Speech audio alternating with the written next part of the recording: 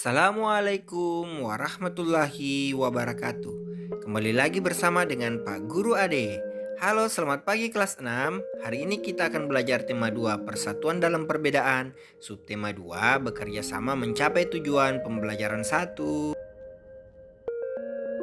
Seperti biasanya, sebelum mengawali pelajaran kita pada hari ini, jangan lupa berdoa dan mengisi daftar hadir ya. Adapun kompetensi dasar kita pada hari ini, muatan pelajaran IPS, muatan pelajaran Bahasa Indonesia, dan muatan pelajaran IPA. Nah, anak-anak hebat, adapun tujuan pelajaran kita pada hari ini yang pertama, kalian mampu mengidentifikasi ciri-ciri kalimat efektif. Yang kedua, kalian mampu menulis peristiwa penting tentang semangat persatuan dan kesatuan menggunakan unsur apa, di mana, kapan, siapa, mengapa, dan bagaimana dengan menggunakan kalimat efektif. Yang ketiga, kalian mampu menyebutkan makna upaya mempertahankan kemerdekaan melalui peta pikiran. Yang keempat, kalian mampu mempresentasikan contoh upaya mempertahankan kemerdekaan melalui peta pikiran. Dan yang kelima, kalian mampu mengidentifikasi ciri-ciri hewan berdasarkan habitatnya. Oke anak-anak sekalian, marilah kita mulai belajar pada hari ini. Tahukah kalian, setelah proklamasi kemerdekaan Indonesia pada tanggal 17 Agustus 1945, seharusnya bangsa Indonesia telah merdeka dan terbebas dari segala bentuk penindasan serta penjajahan. Namun, kenyataannya tidak demikian. Bangsa Indonesia masih perlu berjuang mempertahankan kemerdekaan Indonesia. Mengapa hal tersebut bisa terjadi ya? Bagaimana upaya bangsa Indonesia dalam mempertahankan kemerdekaan Indonesia? Ayo kita cari tahu anak-anak. Bacalah teks berikut ini. Perjuangan mempertahankan kemerdekaan Indonesia. Setelah proklamasi kemerdekaan Indonesia 17 Agustus 1945, bangsa Indonesia ternyata masih terus berjuang mempertahankan kemerdekaan Indonesia dari gangguan bangsa asing yang datang, seperti dari pemerintahan Belanda. Pasukan Belanda kembali datang ke tanah air. Kedatangan ini disambut dengan berbagai bentuk perlawanan oleh bangsa Indonesia.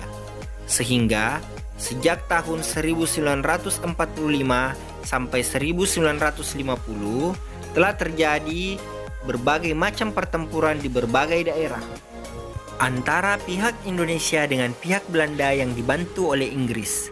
Bagaimana perjuangan bangsa Indonesia dalam mempertahankan kemerdekaan di berbagai daerah? Ayo simaklah bacaan teks berikut ini, yang dimana salah satunya adalah pertempuran di Surabaya. Nah, anak-anakku sekalian, pertempuran Surabaya pada tanggal 25 Oktober 1945, tentara sekutu yang dipimpin oleh Brigadir Jenderal Malabi, tanggal 27 sampai 30 Oktober 1945 terjadi kontak senjata antara para pemuda Indonesia dengan pasukan Inggris. Dalam pertempuran ini, pasukan Inggris dapat dipukul mundur. Bahkan, puncak dari pertempuran tersebut adalah terbunuhnya pemimpin pasukan Inggris Brigadir Jenderal Malabi. Pada tanggal 9 November 1945, Inggris mengeluarkan ultimatum yang berisi, semua pimpinan dan orang Indonesia yang bersenjata harus melapor dan meletakkan senjatanya di tempat yang ditentukan dan menyerahkan diri dengan mengangkat tangan. Namun, ultimatum tersebut ditolak oleh pihak Indonesia. Pada tanggal 10 November 1945 terjadi pertempuran yang sangat dahsyat. Pasukan Inggris menggempur Surabaya dari darat, laut, dan udara. Peristiwa 10 November ini diperingati sebagai Hari Pahlawan. Nah, anak-anak sekalian, berdasarkan teks di atas, isilah peta pikiran berikut tentang pertempuran di Surabaya dengan menggunakan unsur kata apa, mengapa, siapa, bagaimana, kapan, dan di mana. Setelah kalian membuat pertanyaan, jangan lupa mengisi jawabannya ya. Oke anak-anakku sekalian, sekarang kamu dapat mengembangkan peta pikiran yang telah kamu buat menjadi sebuah tulisan baru dengan menggunakan kata-kata sendiri. Sebelum menulis, perhatikan ciri-ciri kalimat efektif berikut ini. Kalimat efektif adalah kalimat yang mengandung gagasan pembicaraan atau penulis yang terdiri atas kata-kata yang mempunyai unsur SPOK.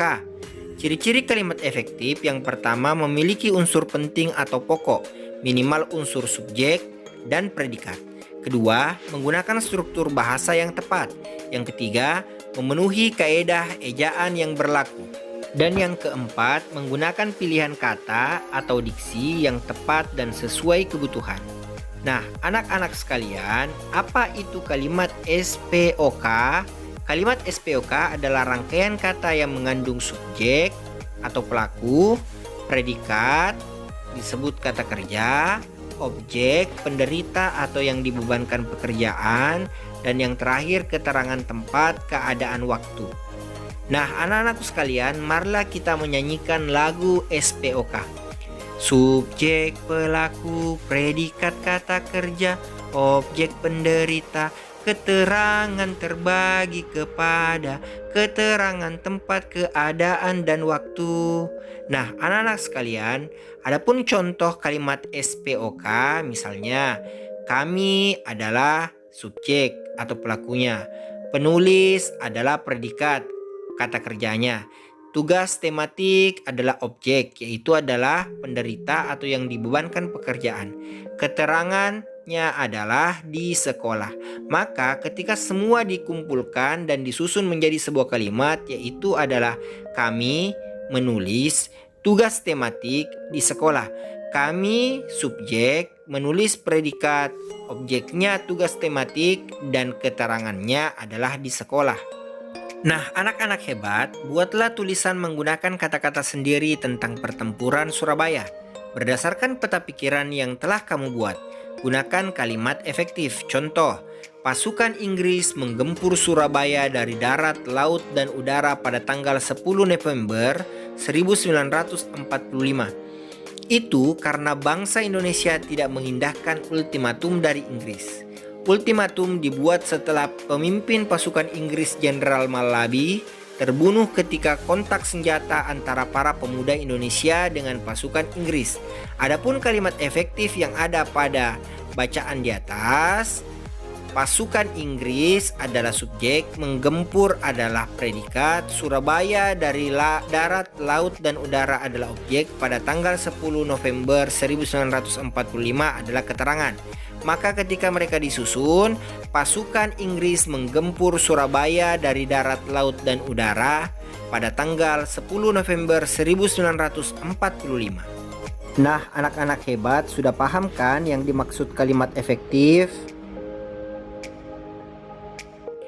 Perjuangan dalam mempertahankan kemerdekaan Indonesia tidak dapat dilakukan sendiri-sendiri. Sangat diperlukan kerjasama dan persatuan dari seluruh rakyat Indonesia agar cita-cita untuk menjadi bangsa yang bebas dan merdeka dapat tercapai. Bacalah kembali teks pertempuran Surabaya dan jawab pertanyaan berikut. Apa makna yang dapat kamu petik dari upaya mempertahankan kemerdekaan dalam pertempuran Surabaya? Adapun contohnya yaitu persatuan dan kerjasama menjadi salah satu faktor yang membuat bangsa Indonesia mampu mempertahankan kemerdekaannya. Nah, setelah belajar tentang sejarah perjuangan mempertahankan kemerdekaan, sekarang kamu akan mempelajari tentang cara hewan menyesuaikan diri dengan lingkungan tempat tinggalnya. Tahukah kamu bahwa ternyata hewan juga mempunyai strategi masing-masing dalam mempertahankan kehidupan mereka? Dan hal tersebut juga sangat erat kaitannya dengan tempat tinggal atau habitat mereka. Apakah kamu pernah mengamati lebah, kadal, dan kelelawar? Amatilah gambar berikut ini. Yang pertama adalah lebah. Ciri-ciri khusus lebah memiliki sengat pada ekornya, dapat menghasilkan madu, memiliki sayap untuk terbang. Adapun ciri-ciri habitat atau tempat tinggalnya, lingkungannya yang memiliki banyak tumbuhan dan bunga. Yang kedua, kadal. Adapun ciri-ciri khusus kadal dapat memanjat pohon karena memiliki kaki yang rekat, berlari cepat, dan biasanya memutus ekor ketika sedang terancam. Adapun ciri-ciri habitat atau tempat tinggalnya, kadal tinggal di pohon dan tempat yang banyak serangga. Yang ketiga adalah kelelawar. Ciri-ciri kelelawar mampu mengeluarkan bunyi ultrasonik. dan beraktivitas di malam hari serta berwarna gelap. Adapun ciri-ciri habitat atau tempat tinggalnya di lingkungan yang rimbun dan gelap, misalnya pohon atau goa. Nah, anak-anak sekalian, sudah paham kan yang dimaksud ciri khusus dan ciri-ciri habitat pada makhluk hidup, khususnya pada hewan? Sekarang, marilah kita amati hewan-hewan berikut ini, bagaimana ciri khusus dan bagaimana ciri habitatnya. Nah, tentunya hewan-hewan yang ada pada gambar ini tidak asing buat kalian. Ayam, ada bebek, ada ikan, dan ada cicak. Nah, sekarang amatilah bagaimana ciri-ciri yang terdapat pada hewan-hewan ini dan bagaimana ciri-ciri habitat mereka. Selanjutnya, tulislah hasil pengamatan kalian pada kolom tersebut. Ciri-ciri hewan dan habitatnya ayam, ciri-ciri hewannya apa, ciri-ciri habitatnya apa, bebek, ciri-ciri hewannya apa, ciri-ciri habitatnya apa, ikan, ciri-ciri hewannya apa, ciri-ciri habitatnya apa, dan cicak, ciri-ciri hewannya apa, dan ciri-ciri habitatnya apa. Nah, anak-anakku sekalian, itulah pelajaran kita pada hari ini. Adapun kesimpulan pelajaran kita pada hari ini, yang pertama, kalian mengetahui perjuangan bangsa Indonesia setelah kemerdekaan Indonesia, khususnya pertempuran di Surabaya. Yang kedua, kalian mengetahui unsur-unsur kalimat efektif. Dan yang ketiga, kalian mengetahui ciri-ciri hewan dan ciri-ciri habitat hewan di sekitar kalian. Nah, anak-anakku sekalian, itulah pelajaran kita pada hari ini. Jangan lupa berdoa setelah belajar dan tetap jaga kesehatan. Semoga pelajaran hari ini bermanfaat buat kalian. Terima kasih. Wassalamualaikum warahmatullahi wabarakatuh.